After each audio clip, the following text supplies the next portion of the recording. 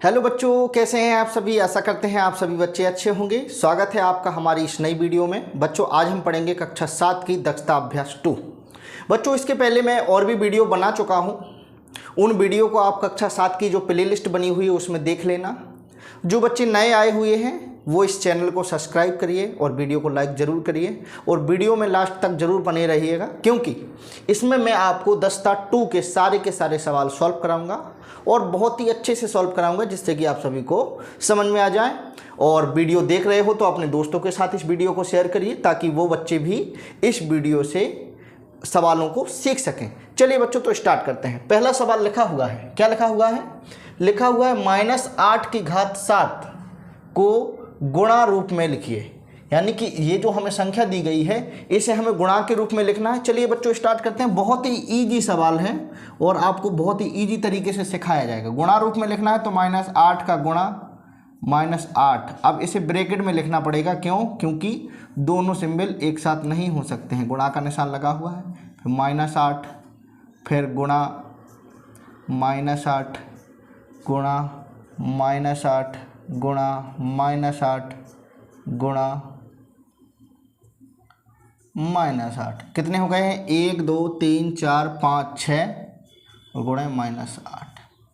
बच्चों ये हो जाएगा हमारा क्या आंसर। यानी कि हमें -8 को 7 बार गुणा के रूप में लिखना है। तो 1 2 3 4 5 6 7 ये हमारा हो जाएगा आंसर। चलिए ठीक है, अब आते हैं प्रश्न नंबर 2 पर। प्रश्न नंबर 2 में लिखा हुआ है -1⁻99 का मान बताना है।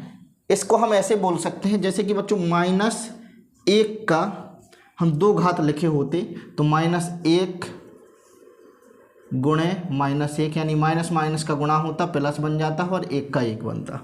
अगर इस पर 3 घात होती तो इस पर हम बनाते -1 एक बार और, तो -1 पहले माइनस माइनस प्लस बन जाता, फिर प्लस माइनस माइनस तो माइनस का 1। तो यहाँ पर हम देख पा रहे हैं जब सम संख्या होगी, यानी -1 की घात यदि सम होगी, जैसे यहाँ पर अगर हम 4 कर देंगे तो फिर वो माइनस माइनस प्लस बन जाएगा। ठीक है, तो यानी कि अगर हमारी जो घात होगी वो सम होगी तो -1 की घात जो बनेगा, जो उसका जो वो निकलेगा प्लस में, और यदि विषम रहेगा तो फिर वह माइनस में ही आएगा। तो इसका जो मान आएगा बच्चों, इसका जो मान आएगा वो आ जाएगा -1। कितनी ही घातें हों, यदि विषम हैं तो फिर माइनस का आएगा, यदि सम है तो प्लस का आ जाएगा। ये हमारा हो जाएगा बच्चों आंसर। अब आते हैं प्रश्न नंबर 3 पर। लिखा हुआ है 3�8× 3⁻12 का मान का आधार 3 पर घातीय संकेतन के रूप में लिखना है। यहाँ पर बच्चों हमें करना क्या है? यहाँ पर एक फॉर्मूला का प्रयोग कर रहे हैं। कौन सा फॉर्मूला प्रयोग कर रहे हैं? a⁻m × a⁻n, यानी कि आधार बराबर होंगे तो a⁻m + n, यानी कि घातों को जोड़ देंगे। a⁸ गुणे a⁸12, यहाँ पर वही बात हो गई। तो यहाँ पर हम क्या कर लेंगे बच्चों, यहाँ पर हम लिख देंगे 3⁸ + 12 बराबर 3 की घातें कितनी हो जाएंगी?